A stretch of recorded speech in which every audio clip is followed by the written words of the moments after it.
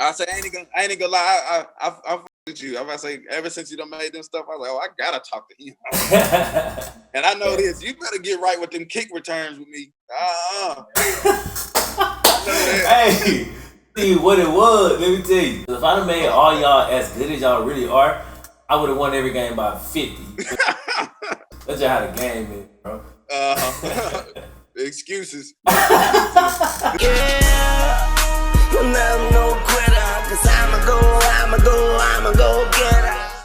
Before we jump into the interview, I first want to say a couple of things. Number one, huge shout out to Isaiah Wright for hitting me up to do the interview. As a matter of fact, I want to thank everybody from my dog Trevon Gaino to Last Chance U themselves, and just all the opportunities that I've had within the Last Chance U universe. Like, I went from a cat who was just watching the show, making videos about the show, to now having contact with all of these people from the show and being able to bring that to y'all, so it's hella dope. Also, understand this is only the beginning. Anyway, as y'all know, Isaiah Wright is my favorite character from season 1 and season 2. I've said this 10 billion times. So to have him on was a really dope opportunity. I hope y'all enjoyed this video.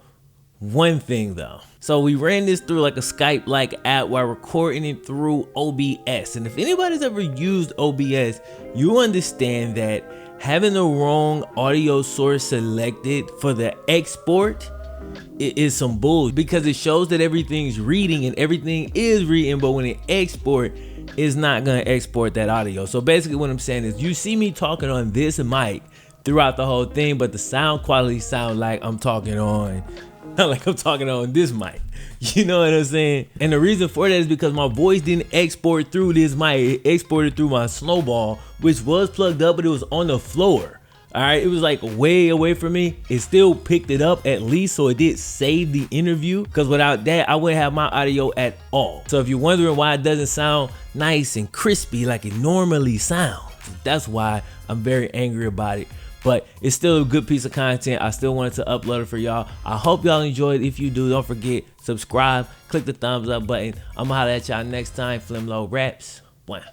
He was my favorite player from season 1 and from season 2. Like, I've been talking about this forever, so I appreciate you coming on, bro. YouTube. Y'all know who y'all talking to, bro. Isaiah Wright. Yeah, only player to be featured in 2 different seasons. You out, where you at right now? Like, I'm in Harriman, Tennessee. Back Tennessee? home. Yeah. So you've been out there just chilling, training, relaxing? Yeah, working on this probation stuff, getting all this right so I can get my head back right. What game you playing right now? What is that? Well, we was on Madden 19, but I think we on World War II now. I got a couple questions for you, and like my viewers got a couple questions. Before I dive into like the first stuff, first question I gotta ask, bro, you chopped the dreads off. Like, what went into that decision? I mean, really just to cut them. I mean, I was sitting there, my hair wasn't getting done, and I don't like my hair not getting done. Yeah. Have to go ahead and chop them off. How long was you growing them before you cut them? 3 years and 6 months. Ooh. So you say you made that decision when you was locked up. You made that choice? Yeah, I was locked up when I made that decision. All right, so I'm gonna ask you this, man. When you was in there, bro, like, cause you was sitting down for like a year just awaiting trial. Like, when you was in there, was there ever a point where you were you nervous, where you thought you might not get out? Oh, I mean, there was a lot of times where I thought I was just gonna be in there, because it was some court dates I thought I was going home, and then them court dates ain't never showed up. They kept resetting me. So I just started to feel like, man, I might just be sitting here. And it killed me. Big ups, bro. You stayed strong, and now you out. So yeah. You have are there any leads, like any talk to any schools, or are you thinking about like what your next move might be as far as football is concerned? Far as football concerned, my next move, I train. My trainer is Justin Allen. Ronald Ollie's trainer. Yeah, so that's my move is going down there and training with him for this year, and then get right for the 19 years. Like, when you came out of high school, you went straight to JUCO? Yeah, I withdrew out of high school and went straight to East Mississippi. I asked because one of my subscribers, Almighty J, he had a question for you. It's basically just, I guess, him looking for a piece of advice. He's trying to weigh it. This is what he said. He said, I'm currently at a D2 football, but I couldn't play because there's no more spots on the roster. I'm listening. So, the question is, did he transfer to a junior college? I guess he basically just trying to see the experience. I would just, it just depended on his situations. I would, because not knowing, you can get more. What people don't think, if you can get more what you require for when in JUCO, you can get a lot more offers than what you think from what you had started before. So I mean, I can't tell somebody what they want to do. My suggestion, I would do it. Hey, like, do you know like how many years of eligibility you would have now? I should have 2. I only did before everything happened. I never finished my. I was only there at West Georgia for this. Like nothing bad. Just if you had to compare, like Buddy versus Coach Brown, like what kind of pop out to you, as far as similarities and differences? I, I mean, oh man. He was snapping on him. So more of that was than similarity. Yeah. And differences. He know what he cared. I say from the first season of Buddy, he cared more about his players. Well, coach from season 3 cared more about his players from when Buddy did the first season. You see what I'm saying? Yeah. And I mean, it felt like, I feel you. I felt the same exact way. Like I got the same thing from it. Like when I watched it, I was like, man, this dude, you know, he extra, but you low key gotta be extra. But I was like, I felt like he was kind of coming from a real place. But I felt like Buddy was just, man. Buddy had got a couple championships, and he felt like he was just trying to check them boxes, chasing the championship. And then you gotta think about it too. The other coach, you gotta see what environment he came from. He from Compton. Right. Yeah. So he already could relate a lot more, and exactly. So I don't know where the hell. I guess Buddy from out there. I don't even know. Yeah, I really don't know where Coach Stevens from, but I know he's not in the same environment as. You got favorite teams like NFL team, college. My favorite NFL team is the Raiders. Okay, all right. So how you feel? I gotta ask you how you felt about the Khalil Mack trade, bro. Oh man, I'm really mad. I mean, I'm glad we got Jordy Nelson, but we should have really kept Crabtree. Yeah, Crabtree solid. People been sleeping on Crabtree like his whole career. Like Crabtree always eat. He's one of them low key, but he's still making it. He's still getting stats. He's gonna have a damn good year with the I think with the Ravens. Yeah. Don't eat. What about like you got a college squad or NBA? My college squad is Oregon. That's my college squad. That's a lot of people college squad shit. That was my college squad at one point. The unis, bro. I mean, I say I've been with Oregon since I was a kid, but I'll say other than that, just a low key. This year I'm going for the underdogs. I'm going for Georgia this year. You think Georgia underdog this year? I'm saying as an underdog going to go back and get that ring. Oh, okay. Yeah, I think Georgia might end up in. Yes. I do wonder what's gonna happen though. What'd you say? It was all freshmen. They started all. They was playing all freshmen. Yeah. Like, do you think Justin Fields will be able to like supplant Jake Fromm, or like which one of them gonna have to transfer? Like who stay and who go? Somebody gonna have to do something. Yeah, like I want to see how that's gonna play out. You following like the what about the situation at Bama? Have you been following that at all? They was talking about Jalen Hurts was gonna transfer to Tennessee, but then you know what I'm saying, he's still there, and that, I ain't gonna lie, that's a mean quarterback battle right there. Jalen did so much, but it's pretty easy. You could see like Tua got more talent as a quarterback. Yeah, you know what I'm saying, but I still wish I want Jalen in red shirt. You know what I'm saying? He can still technically redshirt if he's playing less than 2 more games. Smart playing football mentality wise, I would do something. I can't if I'm knowing my first season coming in, you know, not first season, but my first game coming back into the season, and you don't start me after I just took y'all to the, you know what I'm saying? That I ain't gonna lie. That'll make me feel like how I was feeling in the season. Pretty And it's pissed off. like, they Bama, they be alright. Like, if they going on with another quarterback, why not just sit out? Cause look, bro, he could sit out. He could redshirt. He graduates in December. When he graduate, he can transfer the graduate transfer and play immediately. That's exactly. And if he redshirt, he have 2 years left. Yes. If he don't redshirt, he gonna have 1. So he gonna burn his whole year. I'm just like, what is he doing? Every time I see him go out there, I would redshirt just so I can get that extra year. Yeah, I mean that's just you gotta be smart with it, bro. You only get to do this one time. You know what I'm saying? So I don't know what he. Back to your squad, the Raiders. Like, how you feel about Gruden, man? You think Gruden gonna be able to that thing straight? I know y'all took that L last night. Me personally, how I think. I mean, we straight. I mean, people always gonna sleep on the Raiders. Some people gonna sleep on the Raiders, but I feel like Carr, he's straight. You know what I'm saying? He had that little back injury, but I think we just keep doing what we're doing and just keep fighting. I mean, it can't do nothing about it. I said my squad, Bengals. Yeah, I see all know that back everything about getting slept on, dog. Like, they picked us to win 3 games this year. I say, dog, 3? we already won 1. We almost there. I ain't gonna lie. The craziest game that tripped me out this year was that Steelers and Browns.